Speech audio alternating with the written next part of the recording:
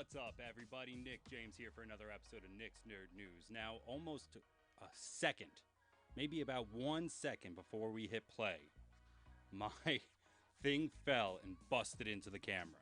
So I'm going to wait just one moment, because as I'm watching live, I'll make sure the shot's okay. So we're just going to take this time to also let other few people get caught up, get here to hang out. Okay, the shot's actually not too bad, so thank you very much for coming, hanging out with me. I love doing this. I love it so much. Thank you to everybody. Check the down here. We got some awesome people to say thank you at the end of the show. We've got some awesome credits because we had an awesome opening. It's a fun time. You ready to get into some Nick's Nerd News? Awesome. So if you're first joining me for this show, we have 4 pillars. Well, technically 5, but 4 pillars in which we run this off of. So that's DC, Marvel, Star Wars, Funko Pops, and then the 5th one, the most important pillar, is you. What do you guys want to talk about? What is in the news that I read that maybe you want to talk about more? I'm watching. You see? I'm watching you watching me. It's like some weird Inception stuff going on. So the 5th pillar is you guys hanging out with me. So how about we start? We'll dive right into that first pillar, and that first pillar is DC Comics. So the largest one that we've been talking about, the story that's kind of really pumping up everybody for awesome DC Comics news, is the Joker. The Joker has now crossed the $800 million mark. That's $800 million. I don't think I'm being bold or crazy in predicting that it's going to go up to $1 billion. It's really at this point going to have to, because that's a lot of cheddar, that's a lot of money, and DC is going to want to keep raking that in. I wouldn't even doubt if we get a second one sooner than the other movies that I will announce in a little bit, because we got a lot of stuff coming from DC. So it defends against Maleficent. Maleficent and Zombieland 2 came out, and it kept its #1 spot. I'm very surprised at that. Not for the Maleficent. I didn't think that really had a chance of taking it down, to be quite honest. But Zombieland 2 is an R-rated, October perfect movie that has a strong following. It's a sequel, so you already have a brand established. I thought maybe it wouldn't take it down, but it would give more of a fight than it did, but it didn't. And I guess really the biggest way to say, like, well, of course it didn't, is because I didn't go to see it. I did see the Joker ever, so I guess maybe, times me by 100 average people, and that's what that is. I don't know, but the #1 movie that was it was Deadpool. So Ryan Reynolds was a gentleman, and he made sure to say thank you. And he has this. He says, "You mother effer." I haven't decided if I'm going to full-on curse or not. I'm waiting for some career paths to maybe solid themselves out. So right now we're going to keep it PG-13. Ryan Reynolds did with a little star in the U for the effer. We'll say that. So right now, the new lineup in terms of R-rated making money films, it's the Joker, Deadpool, he put Neo there, so the Matrix, he put Pennywise there, so it, Jesus is the Passion of the Christ, Hugh Jackman is Logan, the Wolfpack is, of course, as we know, oh geez, it just came out of my head, The Hangover. Where did that go? Universal was very proud of that. Then it says Mr. Gray, and I'm not gonna lie, couldn't find out 1000% what that is. What I'm guessing is that it is Dreamcatcher, because that movie rocks. The bad guy in that was that. If I'm wrong, I'll figure it out and let you know. And then the final one is Ted. So congratulations to the Joker, still making all that money, over $800 million. And you didn't hear it here first, but I'm gonna sit on the news. I'm gonna tell myself it's gonna make $1 billion guaranteed. That's really awesome for the movie side. On the TV side, we got a little bit of sad news. If you're a big fan of Legends of Tomorrow, Brandon Routh finishes up his principal photography. He's done with the new season that will be coming, and he took to Instagram, and he actually had a very heartfelt, super long, so bear with me, quote for that. Let me just pull it up right here. So he said, "My final day of filming with my Legends of family. I love you all and appreciate the 5 seasons we've spent together. It hasn't always been easy, but I think that's what makes it harder to leave. Getting through the growing pains of the first few seasons had bonded us and made the last 3 seasons a blast. I've never been at a job this long, so this was new for me. I think I will miss you all and the fun we've had making the silly show on the Wave Rider, as much as I'll bring Ray Palmer to life. Love and blessings on the great finish to the season." So that's the end of him being the Atom, which is a really good thing because I haven't really watched that show. I'm excited to see where he goes from that. And honestly, if you're on his Instagram, you can kind of look just a little bit and you actually see what else he's up to in this DC universe. And that is, he gets to put on the Big Boy S once again. For all of those still trying to forget Bryan Singer's Superman, I'm sorry. we're going to talk about a little bit. But in no way was this your fault, Brandon, because you did a great job. I liked that. I watched that movie recently. You did what you had to do with what you had to work with. I'm happy you're getting a little bit of redemption. You're getting to kind of shift your angle of who you will be as Superman, and now you get to be the Kingdom Come Superman. So check this photo out. He looks great. He's got the awesome S on it. He's also standing there with Tyler Hoechlin, who is that universe's Supergirl or Superman. He's Supergirl's universe's Superman. There's a lot of stuff going on in there, but he's there hanging out with them. And of course, we got Barry Allen right dead center as the Flash. This is all for their Crisis on Infinite Earths. If you're a DC Comics person, you just rubbed your hands together and go, I can't believe they're really going to do this on television. They are really going to do this on television. So starting out on December 8th, we get Supergirl. That is a Sunday, and they're going to start you off into the giant crossover that you've come to love from the CW. After that, Monday, 12/9, it goes to Batwoman. Tuesday, 12/10, to The Flash. And then this is where they are brilliant, if you ask me, because they got a big old cliffhanger.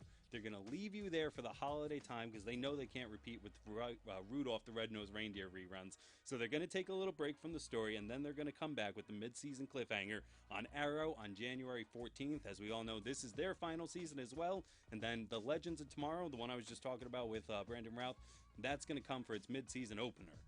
There's a lot of craziness going on in the CW, but I guarantee you this, if you're a fan of DC Comics and you don't like any of those shows, that's okay. I understand, but get the shows. The crossovers are always the best. They brought Batwoman into the fold last time. They brought a lot of great people into the fold last time. It's a good time for all. I highly suggest you check that out. Like I said, that starts on December 8th.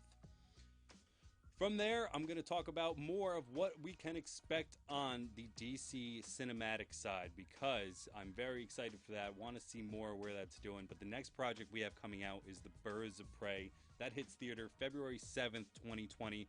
Very far away, but we already do have our first trailer. It shows you the birds. If you're not familiar with the characters, it's Huntress, it's Poison Ivy is probably going to make her way in there, and obviously, if you haven't read, I'm not going to read the whole thing. It's Birds of Prey, something, Harley Quinn. Emancipation's in there. It's a very long title. I wouldn't have chosen it, but what are you going to do? That's coming out soon, and it looks good. It's the Lady Gotham. We're going to kick some butt girl team, almost like the new Oceans. Remember how they redid the Oceans with all ladies? It's kind of like that for Batman because they don't know what to do with Batman after Batfleck. They know the Joker works, but Jared Leto's being a whiny little guy. It's all a little up in the air still at DC, but we do know this movie's coming soon. We know Wonder Woman 1984 is coming on June 5th, 2020. We know The Batman a year later. A year and 3 weeks, just about. June 25th, 2021 is when we get to see Robert Pattinson put on the cowl. That's a far time away, but I'll still wait. After that, we got another Suicide Squad movie coming, not with the old director coming back. They're going to give it to James Gunn this time. Some choices have already been made. I don't want to jump the gun. You think I write this stuff. But I'm nervous. I'm a little... there's not enough information. Tell me, are you nervous? Let me know. And if you're nervous too, then maybe we'll talk about it. But I don't want to jump to James Gunn and saying this is going to be awful. After that, Aquaman 2. Man, we are far off with this Aquaman 2. Listen to this. That's December 16th, 2022. We got some time to wait, but apparently we're getting a Trench movie before that. It's weird. It wasn't in the notes of like stuff coming out, but they're making a movie about those really messed up creatures that were in the trench fighting off stuff. Very strange, but it's more DC content. I want more DC content because they're really just doing a great job, especially with their other television, the one going straight to the app. Have you been watching Titans? Because Titans has got to be one of the greatest shows that has ever been coming out from them. Maybe alongside Young Justice. That's animated, so I'll say it's the best live action show. We just got past the episode Jericho, which was pretty awesome, but the thing about it is there's a new Slade Wilson. So if you're familiar with the Slade Wilson character, we've seen him in television more than once. We saw him in Arrow with Manu Bennett. We saw him in...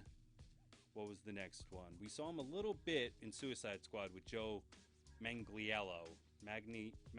Joe. We saw him with Joe, just a snippet. But this guy right now, Esal Morales, he is absolutely killing it. This episode was worth the $7 a month just for that. It was a filler episode, but it still rocked. Still very good. I'm going to sit here and tell people, yeah, you really got to get the DC app because that show is awesome. We still got a few more trailers, if not trailers, we still got a few more episodes. And unfortunately, I don't think we're going to see Dick Grayson as Nightwing until the very end. So if we're still waiting for our first cinematic, small or big screen version of Nightwing. I think it's going to be great when we get it, though, because they're really building this Dick Grayson character in a way that's different than the comics. He's not the same Dick Grayson that I grew up with, but he's still really great. Still really liking it, but let's get him with the big blue bird and the batons out here. That's our DC news. Who wants to talk about some Marvel? So Freeform has decided that it's not going to do any more of its Cloak and Dagger. This comes on not exactly the heels, but not exactly too far away from the time that they announced all the Netflix stuff is also leaving. I think this all makes sense, kind of in our next story we'll talk about it a little bit. But right now everything's done, but I don't think that means Aubrey Joseph and Olivia Holt have much to worry about. I think that they're still going to be doing quite all right. They're going to appear in a new episode of The Runaways. They're going to continue to be these characters. And if I had to guess, if Kevin Feige's smart enough, they will probably move to Disney+. That's just me calling it. They will meet up with the Defenders, all the other things that were canceled, in their own form under Kevin Feige's umbrella, because he doesn't want to share his umbrella. And that kind of leads us into the next story of Jeph Loeb. If you know that name, it's because you've been watching a lot of Marvel TV and you've seen his name come up as executive producer on Agents of S.H.I.E.L.D., all of the Defenders on Netflix show. He's got new shows still coming up, and he's now about to have to take an exit. I do not think at all that this is any coincidence that this comes right after the news that Kevin Feige is the CCO. He wants to be the creative chief controlling officer. It kind of makes sense. It's in the title of what he wants to do. So I kind of feel not bad. You know, he's going to get work. He's Jeph Loeb, for goodness sake. He's going to pick up more work. But it's weird that we're going to have this. I guess it's not a split, because if anything, Kevin Feige's trying to fix the split between the two. But Marvel had its own stuff going on TV, and it was doing well. I think that's a kaput now. That's all going to be moved to Disney+. That's all going to be under Kevin Feige's big umbrella. But that's, I mean, maybe I'm wrong. I don't know. Poor Jeph Loeb. You know, not a lot of people champion Marvel, but Kevin Smith still is. Look at that segue. It's brilliant, isn't it? Kevin Smith, if you haven't seen Reboot, Jay and Silent Bob's Reboot, hey, you're missing out. Go see it. It's about to hit theaters majorly. If not, you can go see it on the Reboot Roadshow. But he still has this scene in it where he's championing Marvel, and they have championed back now. So he has been doing his Reboot Roadshow. He's been selling out packed stadiums for this. So if you're not familiar with what Kevin does, he goes and he talks in front of the audience with a Q&A. And now he's, of course, bringing Mr. J. Muse because he's in the title. Of course, he's going to show up at these Reboot Roadshows. And those tickets can cost anywhere from like $500 to $400, $50 to $400. If you pay $50, it's just the Q&A and it's the show, it's the movie. But if you want to like hang out with him and Muse and like get an autograph and stuff, you can pay like $400. Either way, that all equates into a ticket price. So he is just beat Endgame in a sense that $95,000 is his average per screen, per showing. That's something even the big guys couldn't even do. You know, with the inflation, with the little bit of obvious things of the ticket price, you know, nobody's buying a $400 ticket to Endgame. But you understand, it's still cool to be recognized like you did something Marvel didn't. And he did do something Marvel did. He put the same guy in his movie. Again, a little bit of spoilers here for Reboot if you haven't seen it, but it's in the trailer, so it's like a Susan of spoilers. There's an Iron Bob character. So even in the show, in the movie, it looks like it's Silent Bob. You know, they did the same green screen that they've done for Robert Downey Jr. in the helmet all these years.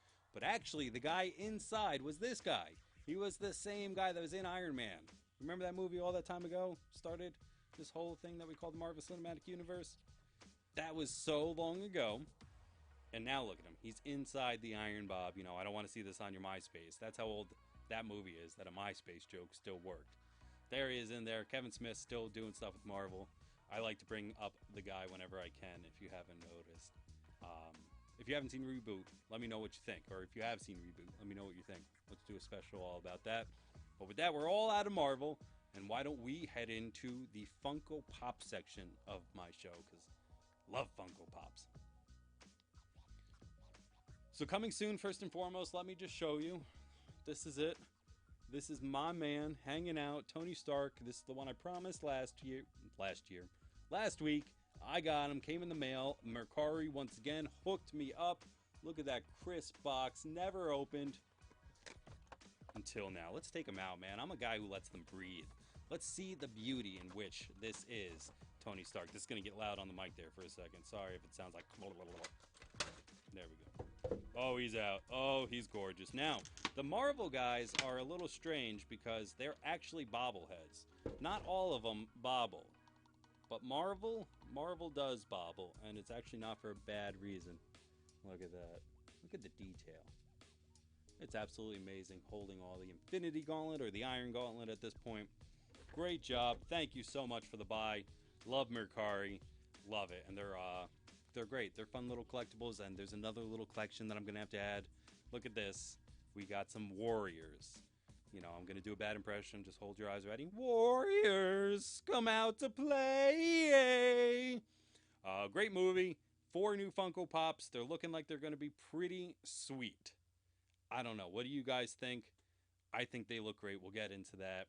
I'm doing a giveaway of Funko Pops. That's right. If you're a fan of Jay and Silent Bob, you know, it just happens to all tie in together. But I'm doing this for not only Nick's Nerd News, but I also have a Funko Pop page, pull out all the Pops. It's going to be all together. I'm trying to get all of my universes into one line.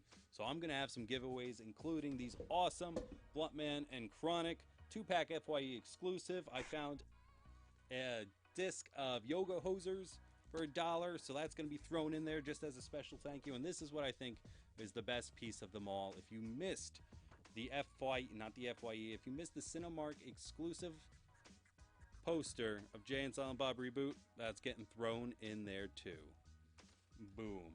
So that's going to be a fun giveaway. Make sure to look for that. Follow me on Instagram. I'm going to put more stuff up about that. It'll be on the Facebook. It'll be all over the place because I'm going to try to get that to get some likes, get some subscribers going, get all that fun stuff moving on up.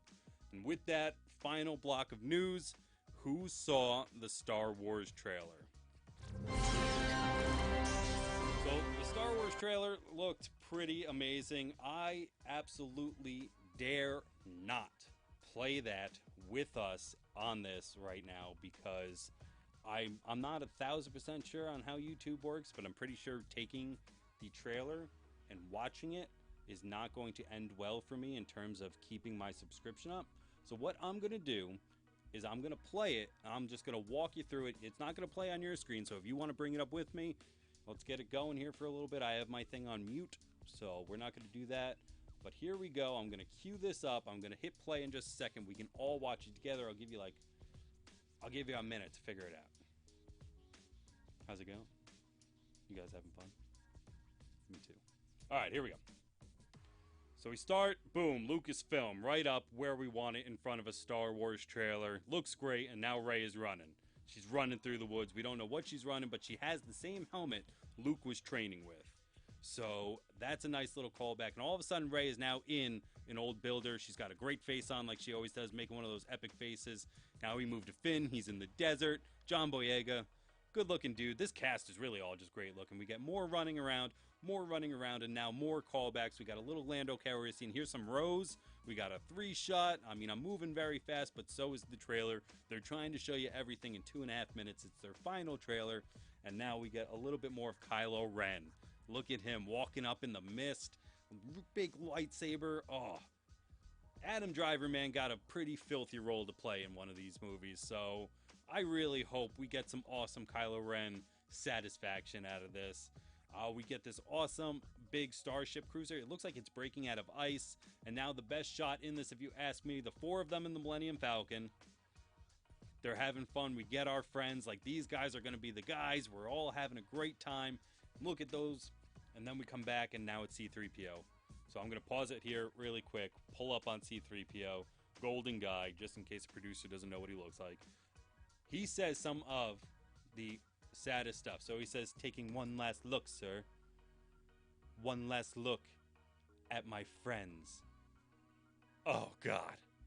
They're not going to kill the robot, are they? That's the best part. Like, we're going to really see him be put together and have the dumb backstory of him being Anakin Skywalker's creation, and now we're just going to kill him in the final saga. He's made it all these movies, but even he is dying too. I don't know. This better be a red herring. Let's keep playing. So we're back in. Here's R2-D2. We got some Chewbacca. And, you know, we got the This Christmas. We got Leia hugging Rey, and then we switch to Rey hugging Leia. We got two back and forths of them. Now, of course, rest in peace, please, Carrie Fisher. I hope you really are. I think this is a Force moment. I think this is how we can hear her in the background of this entire trailer as they're all hugging on each other. You know, we get the two-shot, and then they switch shots of the camera to make sure that everybody knows where we're going. I think this is a Force moment.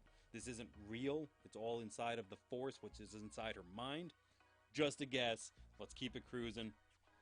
Oh, it looks so good. I didn't even get tickets for opening day. Just didn't. We got Lando and Chewie inside the Millennium Falcon. The saga will end. This is weird. We got people on horses. I don't know why we didn't get like a tauntaun or even like a speeder or something. Like their horses. Whatever. The story lives forever. We got the showdown. We got lots of lightsabers flying. But of course at the very end there's Rey with her lightsaber holding down the fort. She's going to be the new Jedi extraordinaire. Where she leaves this movie is where Luke left the last one, you know, and I think we're even going to get a side-by-side shot, almost comparison. You know, remember in the Jedi movie where he was sitting there and he looks over and then they CGI'd Hayden Christensen in, but you know, it's Hayden Christensen and Ben and Yoda, and he's like, oh my god, they're my friends, they're all blue. Rey's going to do that with Luke, Han, and Leia. It's going to happen. I'm telling you. Boom, keep going. Star Wars. The Rise of Skywalker's up for you to see. And then after that, I'll let you know that it's coming out December. As if you haven't already marked your calendars. If you have not already bought tickets, I pity you, because you're not going to get them. And I only know that because I didn't get any. So that has been the 4 pillars, and now we're going to get into the 5th pillar, the most fun pillar. I have some friends watching. I love you guys. Love you. Love you so much. Let's see what people say of this. So Anthony Weiland, my man, thoughts on The Boys on Prime Video? Thoughts on The Boys? I want more of The Boys yesterday, sir. I watched that show as fervently as I watched, I don't know, the X-Men show growing up. It looked amazing. The cinematography in it took a level of superheroes and brought them into the real world that we have not seen before. The main character going crazy and being that Superman, like the Red Sun Superman, is incredible. The fact that the fast guy ripped through a girl by running so fast, amazing. I don't get why, though, the invisible guy was also, like, bulletproof. He said he can, like, change it and something happened with electricity. That one was a little weird. We didn't get much of him. We just got a lot of naked man in the cage. I'm going to do some major spoilers for The Boys, so if you have not watched, just plug your ears.